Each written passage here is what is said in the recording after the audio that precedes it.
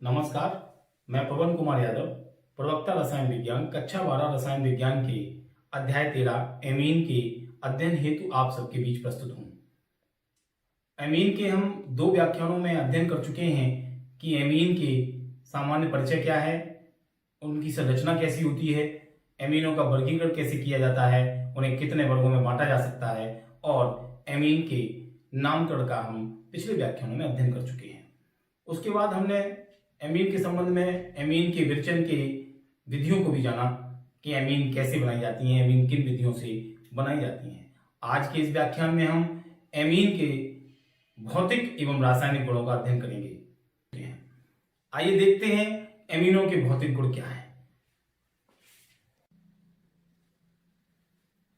तो एमीनों के भौतिक गुणों में सबसे पहले हम देखते हैं कि एलिफेटिक एमीनों का प्रकृति कैसी होती है, उनकी वो ठोस द्रव या गैस, उनका भौतिक अवस्था कैसी होती है। एलिफेटिक अमीन के निम्नतर सदस्य जिनमें कार्बन परमाणुओं की संख्या 4 तक होती है, रंगहीन होते हैं और गैस की अवस्था में होते हैं।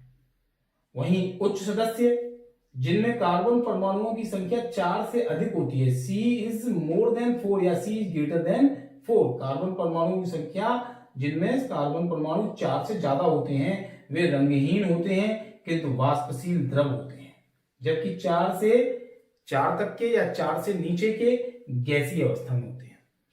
इसी में एलिफेटिक अमीन के उच्चतर सदस्य कार्बन परमाणुओं की जिनमें संख्या बहुत अधिक होती है, उनका अनुभाग उच्च होता है, वे रंगहीन ठोस अवस्था में होते हैं। यानी रंगहीन तो ये तीनों ही होते हैं हर जगह, लेकिन प्रारंभिक स्थिति में जब निम्नतर सदस्य हैं तो गैस और C बराबर 4 से ऊपर है तो वाष्पशील द्रव और C का मान जब अत्यधिक है तो ठोस अवस्था में ये एलिफेटिक अमीन होती हैं। अगर हम एलिफेटिक अमीन के निम्न सदस्यों में गंध का अनुमान लगाएं तो इनके निम्न सदस्य अमोनिया जैसी गंध वाले होते हैं। NH3 की गंध होती है, इनमें अमोनिया जैसी गंध आती है। वहीं उच्च सदस्यों में इनकी गंध मत्स्य गंध होती है, अर्थात मछली जैसी गंध इनमें आती है। एरोमेटिक अमीन का हम अगर चर्चा करते हैं तो एरोमेटिक अमीन जैसे एनिलीन प्राय रंगहीन होती हैं, किंतु इनका जब भंडारण किया जाता है तो ये ऑक्सीजन जो वायुमंडल की ले लेते हैं और ऑक्सीकृत हो जाते हैं। ऑक्सीकरण के द्वारा ये रंगीन हो जाते हैं, कलर्ड हो जाते हैं एरोमेटिक अमीन। तो ये थी इनकी भौतिक अवस्था और रंग और सुगंध की चर्चा। अब देखते हैं क्वथनांक। बड़ा महत्वपूर्ण टॉपिक है क्वथनांक का। क्वथनांक में से प्रश्न भी आते हैं कि अमीन के क्वथनांक एल्केन या एल्कोहल से अधिक होते हैं या कम, या एमीन के क्वथनांक अणुभार बढ़ने के साथ बढ़ते हैं अथवा घटते हैं, या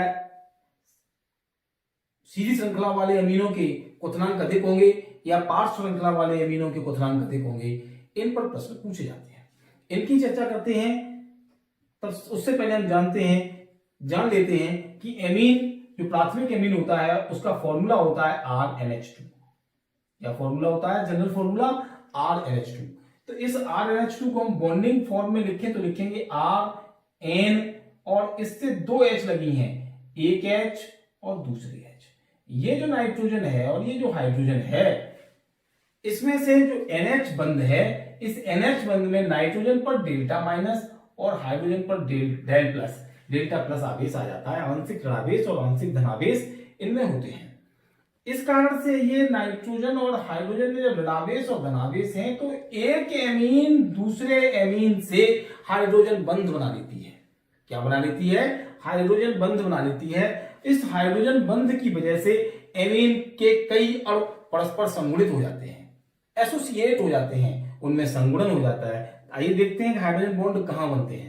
ये हमारा एक सिंगल एमीन है जिसमें ये रहा, इस गोले को हमने बंद किया, ये मान लो हमारा एक एमीन है RNH2। आप देख लें RNH2, ये जो बनाया था स्ट्रक्चर उसी के टाइप से। इसमें दूसरा एमीन ये रहा, दूसरे गोले में मैंने बंद कर दिया है। इस गोले को आप समझने के लिए समझेंगे। ये रहा RNH2। तो 2 अणु एमीन के हो गए मेरे पास। ये दोनों परस्पर कैसे एसोसिएट होंगे, किन बॉन्ड्स के द्वारा एसोसिएट होंगे, इनको समझ लेना जरूरी है, तभी हम क्वथनांक को समझ सकते हैं कि इस RnH2 की ये वाली हाइड्रोजन पर डेल प्लस और दूसरे वाले एमीन के नाइट्रोजन परमाणु पर डेल माइनस आवेश है। जिस नाइट्रोजन परमाणु विद्युत ऋणी होता है उसकी विद्युत ऋणात्मकता हाइड्रोजन से अधिक होती है, अतः इस हाइड्रोजन और इस नाइट्रोजन के बीच ये डॉटेड डॉटेड जो बॉन्ड है इसे हम हाइड्रोजन बॉन्ड कहते हैं, ये हाइड्रोजन बॉन्ड्स बन जाते हैं। इसी प्रकार दूसरे अमीन की ओर से तीसरा अमीन और इसी दूसरे से ये चौथा वाला अमीन एक विशाल संरचना बन जाती है अमीन की, जिस कारण से इनका क्वथनांक संगत एल्केनों से ऊंचा होता है। यानी एल्केनों में हाइड्रोजन बंध नहीं पाया जाता, अतः एल्केनों से एमीनों का क्वथनांक ऊंचा होता है। क्यों? क्योंकि संगुणन के कारण हाइड्रोजन बॉन्ड पाए जाने के कारण। अब हम चर्चा करते हैं कि एमीन और एल्कोहल में से किनका क्वथनांक अधिक होगा और क्यों। एल्कोहल्स में भी हमने एल्कोहल, फिनोल और ईथर चैप्टर में पढ़ा था कि एल्कोहल में भी परस्पर संगुणन होता है और एल्कोहल के OH में हाइड्रोजन बंध पाया जाता है।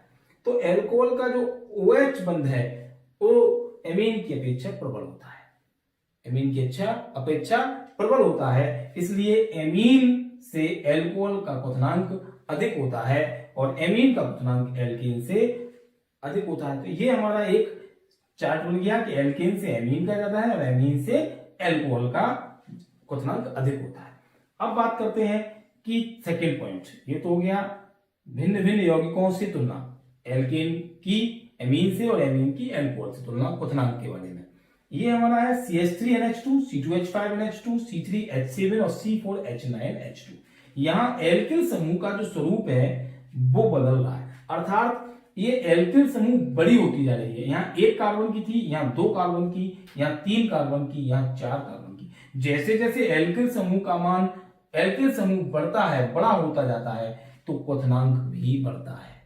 तो हमें क्या सीखना है कि अणुभार बढ़ने के साथ या एल्किल समूह की साइज के बढ़ने के साथ या एल्किल समूह में कार्बन परमाणुओं की संख्या बढ़ने के साथ क्वथनांक बढ़ता है, अर्थात C4H9NH2 का क्वथनांक ज्यादा होगा इन तीनों की अपेक्षा, क्योंकि इसका अणुभार भी अधिक होगा। तो अणुभार बढ़ने पर क्वथनांक बढ़ता है। अब देखते हैं कि पार्श्व श्रृंखला बढ़ने पर क्वथनांक कैसे बदलेगा। जब एक नॉर्मल श्रृंखला का एमीन है CH3, CH2, CH2NH2, ये नॉर्मल श्रृंखला का है। अब नॉर्मल श्रृंखला की अपेक्षा जब पार्श्व श्रृंखला बन जाती है, यहाँ पार्श्व श्रृंखला है, साइड चेन लग गई, अणुभार समान है इन सब में, जब पार्श्व श्रृंखला लग गई तो क्वथनांक घट जाता है और इसमें पार्श्व श्रृंखलाओं का मान अधिक है, इसमें अधिक पार्श्व श्रृंखला, क्योंकि CH3 का होल थ्राइस C, इसमें एक कार्बन से इस प्रकार से 3 CH3 लगे हुए हैं, यहाँ एक CH3 2 हो गया और तीसरा ये लगा हुआ है, थ्राइस था, और इसी कार्बन से ये जुड़ा है NH2, ये हमने इसकी संरचना बनाई है। तो यहाँ पार्श्व श्रृंखलाएं कितनी हो गई, 1 और 1 2, ये तो सेंट्रल कार्बोनाइट जनक श्रृंखला हो गई। तो पार्श्व श्रृंखला जब ज्यादा बढ़ती गई तो हमारा क्वथनांक घट जाता है। तो हम 3 बातें याद रखेंगे, एक तो हम याद रखेंगे हाइड्रोजन बॉन्ड वाली बात, और दूसरी बात याद रखेंगे अणुभार बढ़ने के साथ क्वथनांक बढ़ता है, और तीसरी बात याद रखेंगे पार्श्व श्रृंखला बढ़ने पर क्वथनांक घटता है। अब देखेंगे एरोमेटिक अमीनों का क्वथनांक। एरोमेटिक अमीनों में हम एनिलीन को देख लेते हैं कि एनिलीन के कई अणु परस्पर हाइड्रोजन बंध द्वारा जुड़कर विशाल आकार ग्रहण कर लेते हैं, इसलिए एनिलीन का क्वथनांक ऊंचा होता है। जिन एरोमेटिक अमीन्स में हाइड्रोजन बंध बनते हैं उनके क्वथनांक ऊंचे होते हैं। क्यों? क्योंकि हाइड्रोजन बंध जिन अणुओं में पाया जाता है उनके हाइड्रोजन बंध को तोड़ने के लिए अत्यधिक ताप और ऊर्जा की आवश्यकता होती है, इसलिए उनके क्वथनांक ऊंचे होते हैं। देखते हैं कि कैसे एनिलीन के कई अणु परस्पर हाइड्रोजन बंध द्वारा जुड़ते हैं, कैसे वहां हाइड्रोजन बंध बनता है। एनिलीन का फॉर्मूला होता है मॉलिक्यूलर फॉर्मूला C6H5NH2। C6H5 ये बेंजीन रिंग का फॉर्मूला है, इसमें बेंजीन जो रिंग है उससे सीधा NH2 समूह जुड़ा होता है। इस NH2 के N पर डेल माइनस और N से जुड़े हुए हाइड्रोजन पर डेल प्लस धनावेश होता है, जो आंशिक धनावेश के रूप में जाना जाता है। दूसरे वाले एनिलीन के अणु में भी इसी प्रकार से नाइट्रोजन पर डेल माइनस और हाइड्रोजन पर डेल प्लस धनावेश होगा। अब आंशिक ऋणावेशित नाइट्रोजन परमाणु और आंशिक धनावेशित हाइड्रोजन परमाणु के बीच हाइड्रोजन बंध बन जाते हैं। ऐसे कई जगह एनिलीन के अणुओं के मध्य हाइड्रोजन बंध बनते हैं, जिससे एनिलीन एक विशाल आकार ग्रहण कर लेती है और इसलिए एनिलीन का क्वथनांक ऊंचा होता है। एनिलीन का क्वथनांक मेथिलअमीन से ऊंचा होता है। क्यों? क्योंकि एनिलीन का अणुभार अधिक है और मेथिलअमीन का अणुभार कम है। हम जानते हैं कि अणुभार बढ़ने पर क्वथनांक भी बढ़ते हैं, चूंकि इससे उसमें कार्बन के 5 परमाणु ज्यादा हैं, अतः इसका अणुभार इसकी अपेक्षा, मेथिलअमीन की अपेक्षा एनिलीन का अणुभार बहुत उच्च है। इसलिए एनिलीन का क्वथनांक मेथिलअमीन और एथिलअमीन दोनों से ही ऊंचा होता है। अब हम अध्ययन करेंगे विलेयता का। एमीन के निम्न सदस्य जैसे मेथिलअमीन और एथिलअमीन गैसीय प्रावस्था में होने के बाद भी जल में विलय होते हैं। कौन से?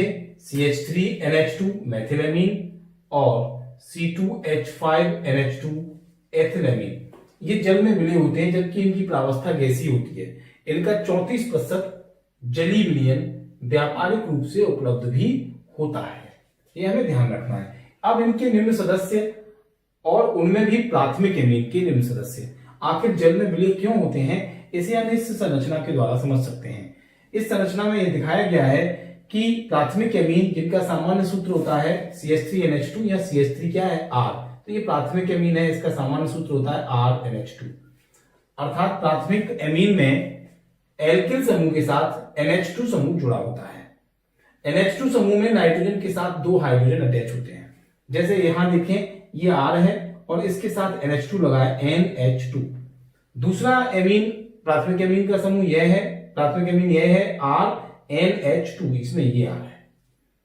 अब जब इसे जल में घोलते हैं, जब इसे जल के साथ मिलाते हैं, तो जल के अणुओं के साथ प्राथमिक एमीन के अणु हाइड्रोजन बंध बना लेते हैं।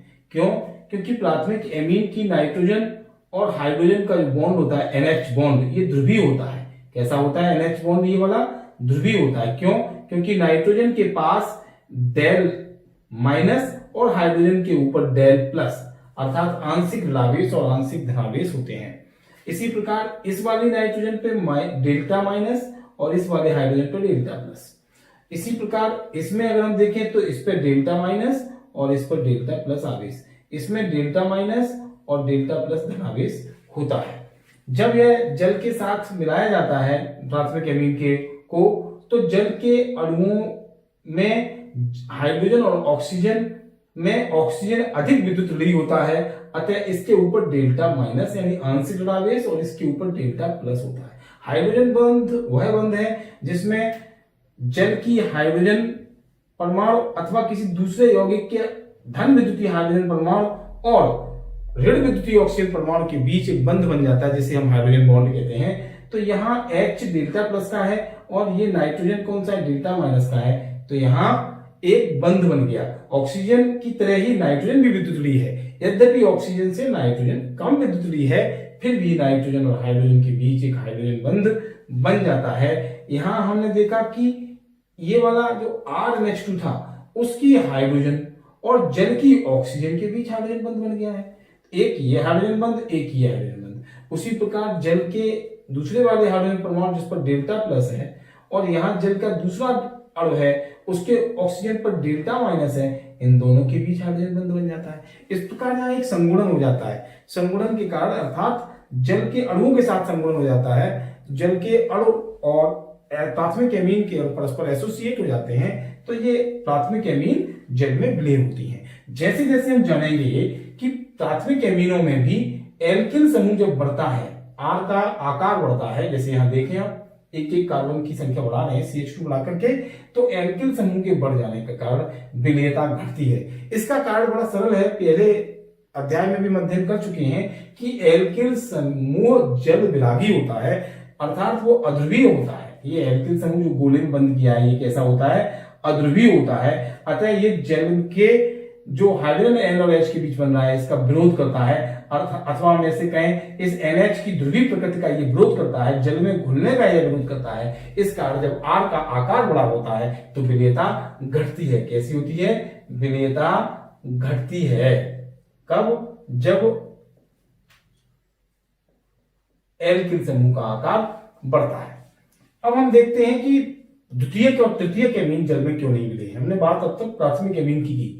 ऐसा होता है कि द्वितीयक एमीन और तृतीयक एमीन, अगर प्राथमिक एमीन को देखें तो इनका सामान्य सूत्र होता है RNH2 और द्वितीयक अम्लीन को देखें तो इनका सामान्य सूत्र होता है R2NH, क्योंकि एक H और R से प्रतिस्थापित हो जाती है अमोनिया की, और यहाँ पे हो जाता है R3N। हम ये जान रहे हैं, देख रहे हैं कि यहाँ पे 2 हाइड्रोजन परमाणु उपलब्ध थे। यहाँ एक हाइड्रोजन परमाणु उपलब्ध है NH, और यहाँ एक भी हाइड्रोजन परमाणु उपलब्ध नहीं है। अतः यहाँ तो हाइड्रोजन बंध बनने की संभावना है ही नहीं जल के अणुओं से। अतः यहाँ 3 डिग्री एमीन किसी भी परिस्थिति में जल के में विलय नहीं होते, ये जल में नहीं घुलते। हाँ, द्वितीयक अमीन आंशिक रूप से अवश्य घुलते हैं, लेकिन 1 डिग्री अमीन सबसे ज्यादा घुलते हैं। हम कह सकते हैं कि 1 डिग्री अमीन की विलेयता 2 डिग्री अमीन से अधिक और 3 डिग्री अमीन से बहुत अधिक होती है। 3 डिग्री अमीन जल में अविलय होते हैं। तो ये कार्बनिक विलायकों में एमीन विलय होते हैं, और जल में कैसे विलय होते हैं हमने अध्ययन किया। अब हम देखेंगे एमीनों के रासायनिक गुण, और जिसमें हम चर्चा करेंगे आज के इस व्याख्यान में एमीनों की क्षारकीय प्रकृति का। आइए देखते हैं अमीनों की क्षारकीय प्रकृति।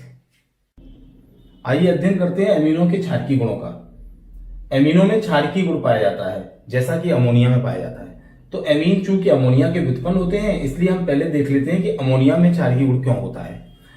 हम जानते हैं कि अमोनिया के साथ 3 हाइड्रोजन परमाणु सिंगल बॉन्ड से अटैच होते हैं, और उसके बाद भी नाइट्रोजन परमाणु पर एक जोड़ा इलेक्ट्रॉन युग्म एक्स्ट्रा पाया जाता है, जिसे वह दान कर सकता है बॉन्ड बनाने के लिए, कोऑर्डिनेट बॉन्ड बनाने के लिए मुख्य रूप से दान करता है। तो इस ऐसे अणु या आयन जिनके पास लॉन पेयर ऑफ इलेक्ट्रॉन होता है, अर्थात एकाकी इलेक्ट्रॉन युग्म होता है, वे इलेक्ट्रॉन युग्म दान कर सकते हैं, वे इलेक्ट्रॉन युग्म दाता के रूप में कार्य करते हैं। अतः उन्हें लुईस क्षार कहते हैं। क्या कहते हैं? लुईस क्षार। तो क्योंकि अमीनों में या एरोमेटिक अमीनों में उपस्थित नाइट्रोजन परमाणु पर भी एकाकी इलेक्ट्रॉन युग्म होता है। इस एकाकी इलेक्ट्रॉन युग्म की उपस्थिति की वजह से ये इलेक्ट्रॉन युग्म दाता के रूप में अमीन कार्य करती हैं। अतः ये भी क्षारकीय गुण रखती हैं और इन्हें लुईस क्षार कहते हैं एमीन्स को। तो ये हमने आज जाना कि एमीन अमोनिया की भांति क्षारीय गुण प्रदर्शित करती हैं। इनको और इन समीकरणों के द्वारा हम समझ सकते हैं कि जब किसी एमीन की, एकदम प्राथमिक एमीन ले लें RnH2, और उसकी यदि अम्ल से किसी से क्रिया कराएं तो लवण बनता है। अतः स्पष्ट होता है कि एमीन क्षारीय गुण रखती है। अगर हम एथिल एमीन ले लें, R की जगह C2H5 लगा दें, है तो प्राथमिक ही क्योंकि NH2 लगा हुआ है, तो C2H5NH2। अब इसमें हम देख लेते हैं कि किस प्रकार से लवण बना, उसको और इसको एक ही साथ समझ सकते हैं कि इसमें उपस्थित नाइट्रोजन परमाणु पर जो एक जोड़ा ये इलेक्ट्रॉन युग्म है, ये एक जोड़ा इलेक्ट्रॉन युग्म HCl जब वियोजित होगा तो एक H+ बनेगा, एक Cl- बनेगा। H+ को हम प्रोटॉन कहते हैं। क्या कहते हैं? प्रोटॉन, क्योंकि hydrogen ion is known as proton. तो उस प्रोटॉन को ये जो लॉन पेयर ऑफ इलेक्ट्रॉन है नाइट्रोजन परमाणु पर, ये प्रोटॉन के पास चला जाता है, तो एमीन प्रोटॉन को दे देती है एक जोड़ा इलेक्ट्रॉन। अतः की भांति व्यवहार करती है और अम्ल से क्रिया करती है, तो अम्ल के प्रोटॉन को एक जोड़ा इलेक्ट्रॉन दे देती है। अतः यह इलेक्ट्रॉन युग्म दाता का कार्य करती है, जिससे N पर धनावेश आ जाता है, और Cl वियोजित होने के बाद ऋणावेशित था, तो ये इसी से जुड़ जाता है। और ये हाइड्रोजन परमाणु इस नाइट्रोजन से जुड़ गया तो NH2 की जगह NH3 हो गया, तो ये एथिलमोनियम क्लोराइड बन जाता है, लवण बन जाता है ये। इसी प्रकार अगर हम एरोमेटिक एमीन्स को समझें तो एरोमेटिक एमीन्स में भी NH2 समूह जुड़ा होता है।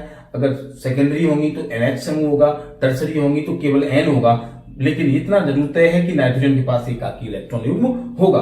वह इलेक्ट्रॉन युग्म प्रोटॉन के पास जाता है और ये H+ नाइट्रोजन परमाणु पर जुड़ जाता है, तो NH3+ और Cl- एनिलीनियम क्लोराइड लवण बनता है। पर यहाँ यह जानना जरूरी है कि कौन से एमीन प्रबल हैं और कौन से एमीन दुर्बल हैं। एक हमें कंपैरिजन करना है, तुलना करनी है कि कौन से एमीन प्रबल हैं और कौन से एमीन दुर्बल हैं। इसके लिए एक टेबल हम बनाते हैं, टेबल का अध्ययन करते हैं, जिसमें हमें pKb के मान दिए होते हैं। जिस प्रकार pH होता है वैसे pKb है। Kb का मतलब यहाँ आयनन स्थिरांक है बेस का, बेस से मतलब क्षारों का आयनन स्थिरांक। तो pKb के वैल्यू के आधार पर हम एमीन्स के क्षारकीय गुणों का अध्ययन कर सकते हैं। इसमें pKb के आधार पर हम ये जान लें कि जिन एमीनों के लिए pKb का मान कम होता है वह एमीन उतनी ही प्रबल होती है। उल्टा रखते हैं, इसको उल्टा ध्यान रखते हैं। जिसके लिए pKb की वैल्यू कम वह एमीन अधिक प्रबल, जिसके लिए pKb की वैल्यू अधिक वह एमीन अधिक दुर्बल। तो देखिए इस टेबल के आधार पर, बड़ा सीधा सीधा टेबल है, समझ में आ जाएगा कि जिस इन 3 को पहले अध्ययन करते हैं जो ब्लू कलर से लिखी हुई है। जानबूझ के हमने 3 को ब्लू कलर से, फिर 3 को ब्लैक से, 3 को ब्लू से लिखा हुआ है। ये इसलिए कि तीनों के अलग अलग 3 ग्रुप हैं, ऐसे मान लो। तो पहले ग्रुप में हमने मेथिनामीन ली है। इट इज द प्राइमरी मेथिनामीन, ये सेकेंडरी मेथिनामीन और ये टर्सरी मेथिनामीन। हम लोग वर्गीकरण एमीन्स का कर चुके हैं, आप पहचान रहे होंगे, क्योंकि इसमें एन मेथिल मेथिनामीन है और डाई है, तो ये हो गया टर्सरी। यहां हमने देखा कि सेकेंडरी एमीन जो कि बीच में लिखी हुई है 2 डिग्री एमीन जिसको कहते हैं, this is the 2 degree amine, इसके लिए जो पीकेबी की वैल्यू है वो 3.27 है, जो तीनों में कम है। अतः सेकेंडरी एमीन प्राइमरी एमीन के मेथिनामीन के ग्रुप में सबसे ज्यादा प्रबल होती हैं, बिकॉज उनके लिए पीकेबी का मान कम है। अगर हम उसके बाद देखें तो आती है 1 डिग्री एमीन, क्योंकि इसके लिए 3.38 और फिर आती है 3 डिग्री एमीन। तो इस प्रकार हमने देखा कि एक हमें ऑर्डर मिल गया। वो ऑर्डर क्या है? 2 डिग्री मोर देन 1 डिग्री और 1 डिग्री मोर देन 3 डिग्री, यानी पहले आएंगी सेकेंडरी एमीन, फिर प्राइमरी एमीन, फिर टर्सरी एमीन, क्षारीयता के घटते हुए क्रम में हुई है। इसी प्रकार अगर हम एथिलामीन में देखें तो हमारा जो क्रम है वो चेंज हो जाता है। कैसा हो जाता है? देखिए यहां सबसे कम है 3 पीकेबी, किनका है? 2 डिग्री का। तो सबसे पहले हमने 2 डिग्री यहां लिखा हुआ, देख लीजिए आप, ये ऑर्डर बनाया जो। उसके बाद 3 डिग्री का वैल्यू है 3.25, ये है 3 डिग्री। कौन सा डिग्री है ये? 3 डिग्री। तो 3 डिग्री की वैल्यू है 3.25। 3.25 को है तो इसलिए हमने इसको पहले लिखा, 2 के बाद 3 आया और फिर 3 के बाद कौन आया? 1 डिग्री। तो ये हमारा जो ऑर्डर है वो 2, 3, 1 हो गया पहले। तो देखते हैं अमोनिया एवं एलिफेटिक एमीन की क्षारकता की तुलना। अमोनिया का फॉर्मूला, स्ट्रक्चरल फॉर्मूला होता है HNHH। तो ये NH3 अमोनिया है जो हमने राउंड किया है रेड कलर से। देखिए अमोनिया के पास कोई एल्किल समूह नहीं है, ये H। अतः इसमें प्लस आई प्रभाव नहीं पाया जाता। सबसे पहले हम अमोनिया और एमीन्स पे प्लस आई प्रभाव का अध्ययन कर रहे हैं, और प्लस आई प्रभाव के आधार पर, यानी धनात्मक पीरियडिक प्रभाव के आधार पर हम गैसीय प्रावस्था में अमोनिया और एलिफेटिक एमीन की क्षारकता की तुलना कर रहे हैं। इसमें हमने देखा कि इसके पास कोई एमीन नहीं, कोई एल्किल समूह नहीं है अमोनिया के पास। अतः अमोनिया के जो नाइट्रोजन परमाणु पर एकाकी इलेक्ट्रॉन युग्म है, इसे अमोनिया अपने अनुसार ही इलेक्ट्रॉन युग्म को दान करता है। यहां से हाइड्रोजन, इस हाइड्रोजन या इस हाइड्रोजन से कोई इलेक्ट्रॉन नाइट्रोजन परमाणु को एक्स्ट्रा प्राप्त नहीं होते, अतः अर्थात इनमें I+ प्रभाव नहीं पाया जाता। इसके आधार इसी के साथ तुलना करते हैं एमीन की, तो वहां एक एल्किल समूह, अगर हम प्राथमिक एमीन को देखें तो एक एल्किल समूह उपस्थित है। जब एक एल्किल समूह प्राथमिक एमीन में उपस्थित है और प्लस आई प्रभाव एल्किल समूह में पाया जाता है, अर्थात एल्किल समूह अपने इलेक्ट्रॉनों को नाइट्रोजन की ओर मूव कराएगा, जिससे नाइट्रोजन परमाणु पर एकाकी जो इलेक्ट्रॉन युग्म पाया जाता है, उस नाइट्रोजन परमाणु पर इलेक्ट्रॉनों का घनत्व बढ़ जाएगा। इलेक्ट्रॉनों के घनत्व बढ़ जाने के कारण ये जो एकाकी इलेक्ट्रॉन युग्म है ऊपर, इसको ये आसानी से रिलीज कर पाएगा, प्रबलता से रिलीज कर पाएगा, तेजी से रिलीज कर पाएगा बजाय अमोनिया के। अतः अमोनिया की तुलना में प्राथमिक एमीन अधिक पावरफुल बेस होती हैं, अधिक प्रबल क्षार होती हैं। अगर हम द्वितीयक एमीन को देखें, इसी में समझ लेंगे, अगर द्वितीयक एमीन होगी तो इस H के स्थान पर भी R होगा, तो 2 R हो जाएंगी। कितनी R हो जाएंगी? 2 R। 2 R जब हो जाएंगी तो दोनों आरों में प्लस आई प्रभाव होगा, तो और ज्यादा इलेक्ट्रॉनों का घनत्व बढ़ेगा और शीघ्रता से इलेक्ट्रॉन युग्म को दान करने में आसानी होगी। और अगर तीनों R हो जाएंगी तो और ज्यादा इलेक्ट्रॉन घनत्व नाइट्रोजन परमाणु पर बढ़ जाएगा, जिससे प्लस आई प्रभाव के कारण जब इलेक्ट्रॉन घनत्व बढ़ जाता है, क्योंकि एल्किल समूह में प्लस आई प्रभाव पाया जाता है, तो आसानी से इलेक्ट्रॉन युग्म को ये रिलीज कर पाएंगे, दे पाएंगे। अतः एमीन जो होते हैं प्राइमरी से सेकेंडरी और सेकेंडरी से टर्सरी एमीन अधिक पावरफुल बेस होते हैं। तो इसके आधार पर ये जो बॉक्स में हमने बंद कर दिया है, ये एक ऑर्डर मिल जाता है। जलीय प्रावस्था में जब मेथिल एमीन के लिए हम अध्ययन करते हैं, तो मेथिल एमीन के लिए अध्ययन करने पर वहां 3 प्रभावों का अध्ययन करते हैं, 3 इफेक्ट पड़ते हैं। एक प्लस आई प्रभाव, दूसरा स्टीयरिक इफेक्ट और तीसरी विलेयता। क्योंकि जलीय विलयन है, एक्वस सॉल्यूशन है, तो वहां पर विलेयता भी असर करेगी।